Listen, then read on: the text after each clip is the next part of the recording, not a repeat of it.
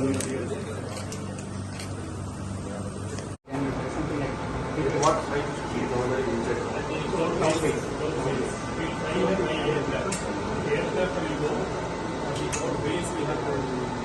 now, up to what level we can see the job seekers?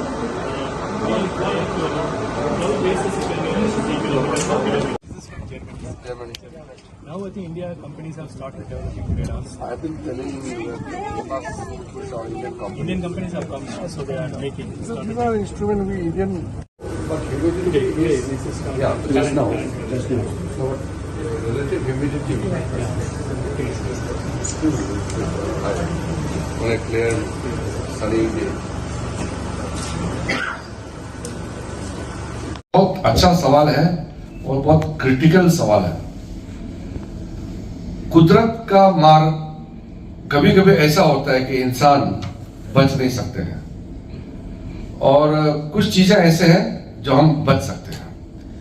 जो cloud burst और earthquake, ये दो ऐसा चीज है, अभी हम प्रेडिक्शन ठीक से नहीं कर पा रहे हैं। हमारे जो सिस्मोलॉजिकल सेंटर है, हम अपने साइंटिस्ट लोगों से बात किया, देश में जगह जगह हम लोग उसको भी इम्प्रूव करने का कोशिश कर रहे हैं। तो पता तो लग जाता है, लेकिन एडवांस में पता लगाना बड़ा चैलेंज है। तो हमारा ये लक्ष्य रहेगा कि भविष्य में हम अर्थक्वेक का प्रेडिक्शन किस तरह से करें।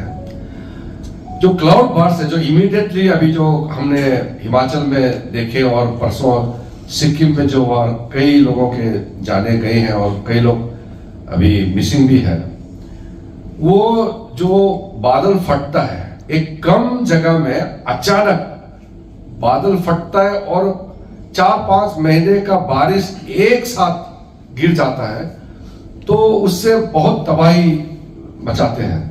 तो क्लाउड बर्स्ट और हेवी रेन को प्रेडिक्ट करने के लिए हमारा जो डॉपलर रडार स्टेशंस है, और जितना ज्यादा हम अपना ऑब्जर्वेशन सेंटर्स लगाएंगे, उतना ही हमको वो जानकारी जो एडवांस में हमको प्रेडिक्शन करने में मदद मिलेगा। क्योंकि सब कुछ ऑब्जर्वेशन पे निर्भर है। हमारा ऑब्जर्वेशन सही है, डेटा सही है, तो फ्यूचर प्रेडिक्शन इजी हो जाता है। तो इसलिए अभी हमने ये निर्णय किया, हिमाचल, उत्तराखंड, सिक्किम, अरुणाचल प्रदेश और कई पहाड़ी जगह, बाद में हमारे ये जो वेस्टर्न घाट्स में भी इसका जरूरत पड़ेगा। तो जितना हम ज्यादा स्टेशंस लगाएंगे, ऑब्जर्वेशन स्टेशन, तो अच्छा होगा। तो इसमें क्या है कि अभी जो डॉपलर हमारा जो सिस्टम मशीन है, वो हमारे यहाँ बनाना शुरू हो गया है। इंडिया में ही उसका मैन्युफैक्चरिंग शुरू हो गया, लेकिन बहुत कम मात्रा में बना पा रहे हैं। तो इसको हमने बल दिया है मिनिस्ट्री में कि जो भी हमारा ऑब्जर्वेशन सेंटर्स के लिए इक्विपमेंट्स है, स्पेशली डॉपलर रडार स्टेशन जो है, ये जितना ज्यादा हम बना करके लगा सकते हैं, उतना ही हमारा आम लोगों के लिए भला होगा। तो हम नेशनल डिजास्टर मैनेजमेंट अथॉरिटी के साथ मिल करके हम ऐसा एक मैकेनिज्म बनाएंगे ताकि समय पे सिर्फ वार्निंग सिस्टम ही नहीं, बल्कि क्या करना चाहिए ये भी लोगों को बता सके कि इतने बजे तक क्लाउड बर्स्ट हो सकते हैं, इसलिए नीचे के लोग सावधानी से क्या क्या करना चाहिए, ये हमारे लिए बहुत जरूरी है। तो ये अफसोस की बात है कि क्लाउड बर्स्ट को अभी तक हम ठीक से प्रेडिक्शन नहीं कर पा रहे हैं, क्योंकि ये बहुत ही टेक्निकल साइंटिफिक मामला है। लेकिन मुझे उम्मीद है कि आने वाले दिनों में जिस प्रकार से हम आत्मनिर्भर बन रहे हैं, तो क्लाउड बर्स्ट का भी और फ्लैश फ्लड जो आते हैं, इसका भी सही समय में प्रेडिक्शन हो, ऐसा मेरा उम्मीद है। ये तो मैं राजनीतिक बातों पे तो जवाब नहीं देंगे, लेकिन कोई आम आदमी पार्टी अगर मौसम विभाग के बारे में अगर इस तरह का उल्टा टिप्पणी करता है, तो उनका अनजान होने का परिचय है। क्योंकि सबको मालूम है, दिल्ली में तो खास करके सबसे बेस्ट प्रेडिक्शन दिल्ली में है, क्योंकि वहां हर किलोमीटर में हमारा स्टेशन है, हर 200-300 मीटर में हमारा कुछ ना कुछ स्टेशन है।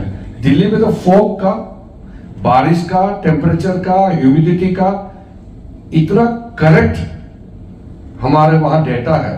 तो आम आदमी पार्टी को अगर दिल्ली में मौसम विभाग का काम को लेकर के दुखी है तो इसका मतलब उनको जानकारी ही नहीं होगा।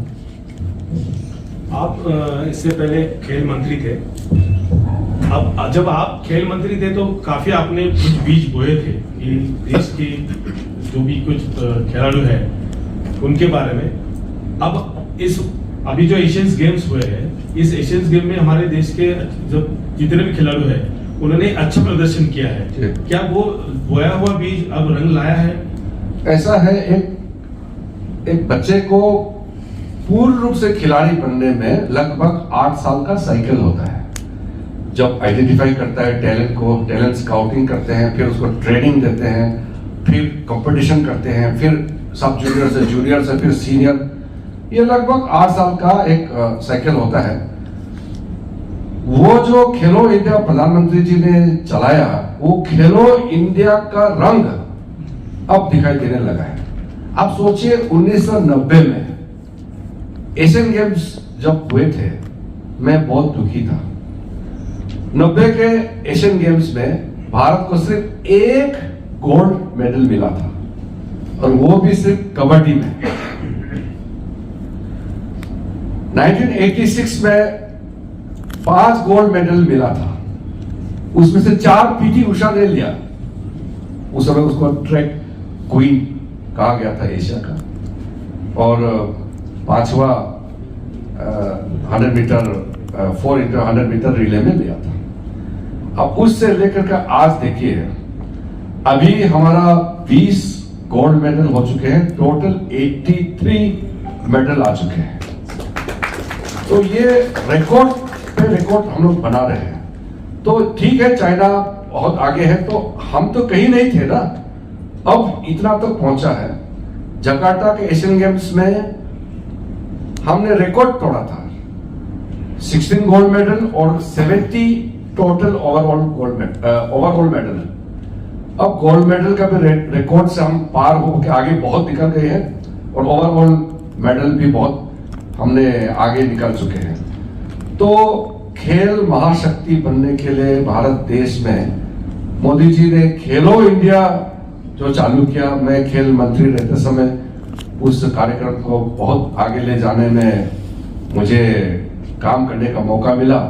तो मैं संतुष्ट हूं कि आज मोदी जी ने जो भारत को एक खेल महाशक्ति वाला देश और देश के अंदर में खेल का माहौल, खेल का संस्कृति पैदा करने के लिए जो खेलो इंडिया लाया, वो मेडल के रूप में आज हमारे सामने उभर के आ रहे हैं। और जब हमारा तिरंगा कहीं भी विदेशों में फहराते हैं और हमारा राष्ट्रगान जब बजता है तो फिर इमोशनल हो जाते हैं, वो बहुत प्राउड फील करता है। तो ये बहुत अच्छी बात है कि अभी भी हमारे एशियन गेम्स में 3 दिन बाकी है, और भी मेडल आने का कुछ इवेंट्स में हमारी संभावनाएं हैं। तो रिकॉर्ड तो ऑलरेडी बना चुके हैं।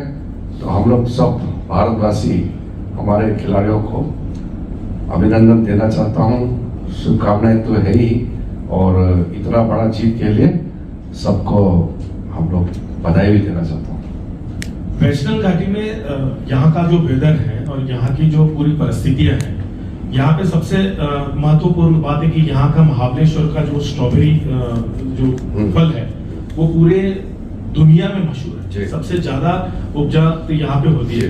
तो भौतिक प्रयोगशाला के माध्यम से जो वेदर जो यहाँ पे किसानों के बारे में वो एक बहुत अटूट बात है, वेदर और यहाँ की स्ट्रॉबेरी खेती या उधर जितने भी कुछ यहाँ पे फसल होती है। तो इतना एडवांस टेक्नोलॉजी अब तक के मतलब वेस्ट महाराष्ट्र में सबसे ज्यादा महाबलेश्वर और इस एरिया के में अब तक नहीं है वो एडवांस टेक्नोलॉजी का प्रयोगशाला, और उतने एडवांस टेक्नोलॉजी के यहाँ पे जो रिसर्च करने वाले जो लोग हैं वो नहीं है। तो क्या आगे चल के कुछ या अभी इस मामले में कुछ प्रयोग हो रहा है क्या यहाँ पे? नहीं, बिल्कुल जो आपने कहा, वैसे ये पूरा जो वेस्टर्न घाट और ये महाबलेश्वर तो बहुत ही ब्लेस्ड एरिया है, बिल्कुल प्राकृतिक दृष्टि से एकदम संपन्न है यहाँ। जो स्ट्रॉबेरी आपने कहा, ये डोमिनेंट यहाँ का एक लोगों का एक आइटम है। तो इसको कॉमर्शियली और आगे ले जाने के लिए साइंटिफिकली क्या करना चाहिए, इसमें हमारे विभाग बहुत अच्छा योगदान दे सकते हैं। क्योंकि देखिए, पश्चिमी देशों और हमारे बीच में, इवन चीन और जापान के बीच में भी इनके और हमारे प्रोडक्टिविटी में अभी भी बहुत अंतर है। तो इसको स्पेसिफिक और प्रिसाइज मौसम का जानकारी, मौसम मतलब सिर्फ बारिश नहीं, कौन से समय में ये लगाना चाहिए। कभी कभी अगर 3 दिन भी लेट होता है तो उसका भी असर होता है। सही समय कब लगाना और कब हार्वेस्टिंग करना, और क्या टेम्परेचर, क्या ह्यूमिडिटी रहेगा, उसके लिए उसका सावधानी क्या बरतना चाहिए। क्योंकि कुछ प्रिकॉशनरी आपको कदम उठाना पड़ता है, कोई भी कॉमर्शियल क्रॉप स्पेशली। तो उसके लिए महाराष्ट्र सरकार के साथ हमारा विभाग, भारत सरकार बिल्कुल तालमेल में काम करेंगे। मैं हमारा प्रोजेक्ट डायरेक्टर में कहूंगा कि यहाँ के अभी डीसी एसपी सब आए थे, तो मैं उनको भी कहूंगा कि फीट से ऊपर है तो यहाँ क्लाउड फॉर्मेशन जो वेस्टर्न घाट में जिस तरीके से जो क्लाउड का फेनोमेनन होता है, यहाँ एटमॉस्फेयर का जो वातावरण है, यहाँ नेचुरली महाबलेश्वर में इसका स्टडी करने का बहुत ही सुविधा है। इसलिए ये high altitude cloud physics laboratory का इस्टेब्लिशमेंट हुआ है। मैं मिनिस्ट्री ऑफ आर्ट साइंसेस संभालने के बाद पहली बार यहाँ महाबलेश्वर में आना हुआ। पुणे में जो हमारा Indian institute of tropical metrology में तो मैं विजिट कर चुका हूँ, और उसी का ये एक ब्रांच सेंटर है। आप सबको मालूम है, हमारे जो पूरे भूमंडल में जो वातावरण है उसको स्टडी करने का जिम्मेदारी अर्थ साइंसेस में है। जैसे हम हाइड्रोस्फीयर देखते हैं, सागर, जो सागर और उसके अंदर ocean and beneath the ocean, उसका स्टडीज हमारा मंत्रालय करते हैं। फिर एटमॉस्फेयर का, क्लाइमेट का जो बिहेवियर है, मौसम का जैसे स्टडी करना होता है। आपको मालूम है, मौसम विज्ञान जो आपको इंडियन मेट्रोलॉजिकल डिपार्टमेंट के माध्यम से जितना जो मौसम के बारे में जानकारी देते हैं, उसका साइंटिफिक रिसर्च, स्टडीज, मॉडलिंग ये करते हैं हमारा एक यहाँ इंडियन इंस्टीट्यूट ऑफ ट्रॉपिकल जो ये मेट्रोलॉजी है। और फिर दिल्ली में national centre for medium forecasting system जो वहाँ बना है नोएडा में। और ये महाबलेश्वर का high altitude cloud high altitude cloud physics का जो यहाँ से उसका पूरा सोर्स डेटा यहाँ से मिलता है। मैं आप सबको ये बताते हुए बहुत खुशी महसूस कर रहा है कि भारत क्लाइमेट स्टडीज में लगभग आत्मनिर्भर हो गया है। हम लोगों ने अपने साइंटिफिक रिसर्च के माध्यम से कई चीज प्राप्त कर चुके हैं, और इंडिया का जो मॉडलिंग है उसको पूरा दुनिया भी विश्वास करते हैं। और ये एक ग्लोबल कम्युनिटी है, उसमें वर्ल्ड मेट्रोलॉजिकल ऑर्गेनाइजेशन है, वहाँ पे हमारे जो डीजी है आईएमडी के, वो वहाँ वाइस प्रेसिडेंट भी हैं। तो हमारे साइंटिस्ट और रिसर्चर्स ने बहुत अच्छा काम किया है। पिछले 9 सालों में तो और हम आत्मनिर्भर हो गए हैं। 1-2 इंस्ट्रूमेंट है जो यहाँ महाबलेश्वर में लगे हैं, 1-2 इंस्ट्रूमेंट अभी इंपोर्ट करते हैं, लेकिन वो भी आने वाले दिनों में हम अपना बनाएंगे।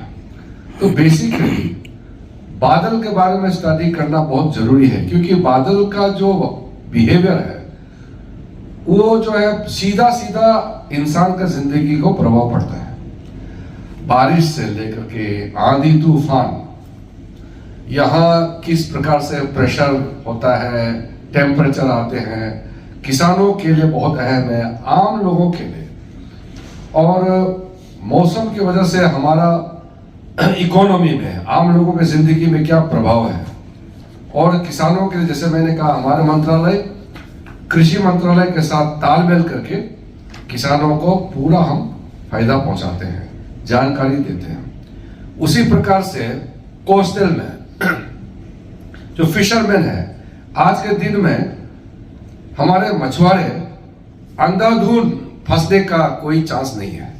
पहले क्या होते थे, हमारा मछुआरे डीप ओशन में सागर के अंदर जाते थे, उसको खबर नहीं थे, उनको जानकारी नहीं था, तो वो फंस गए, ऐसे होते थे। आजकल ऐसा नहीं है, आजकल पूरा वो वेव्स का, ओशन टाइड्स का, उसका सारा कहाँ तूफान आने वाला है, क्या है, पूरा जानकारी दे देते हैं। और साथ साथ कौन से समय में कौन सा मछली कहाँ मिलेगा, ये भी हम सैटेलाइट के माध्यम से जानकारी दे देते हैं। मान लो कि हमारे मुंबई से आगे 50 किलोमीटर आगे एक पर्टिकुलर जगह में टूना मिलेगा, तो उसी समय बता देगा कि इतने बजे आप अपना वेसल लेकर के यहाँ पहुंचे, यहाँ टूना पकड़ सकते हैं। तो ये हमारे इकोनॉमी के लिए, ब्लू इकोनॉमी जो कहते हैं, कि हमारे लगभग अभी 2% से भी कम है टोटल जीडीपी में ब्लू इकोनॉमी का कंट्रीब्यूशन। ब्लू इकोनॉमी मतलब सागर का रिसोर्सेस का हमारा जो कंट्रीब्यूशन है वो बहुत कम है, उसको आगे ले जाना है। आदरणीय प्रधानमंत्री जी का जो ब्लू इकोनॉमी के लेकर के कॉन्सेप्ट है, उसको फुलफिल करने के लिए हम लोग जोर से लगे हुए हैं और कई हमने अचीवमेंट प्राप्त किए हैं। आने वाले दिनों में डीप ओशन के अंदर में जो रिसर्च है उसको और आगे बढ़ाने के लिए हमारा एक सबमर्सिबल वहां चेन्नई में बना रहे हैं, तो वो लगभग 6 किलोमीटर नीचे सागर के अंदर तक जाएगा। वो अगले 2 सालों तक में कंप्लीट होने का संभावना है। मैंने जाके खुद रिव्यू करके आया, तो हमसे 2-3 देश होगा दुनिया में जो इतना डीप तक अंदर हमारा सबमर्सिबल मशीन भेजेंगे, उसमें आदमी होकर मैंड होगा, हमारा साइंटिस्ट रिसर्चर्स अंदर बैठ करके जा सकते हैं। अभी सिर्फ चाइना, रशिया और अमेरिका, बहुत कम देशों ने इसका किया है। भारत भी टॉप 3-4 कंट्रीज में अभी दर्ज होने वाले हैं।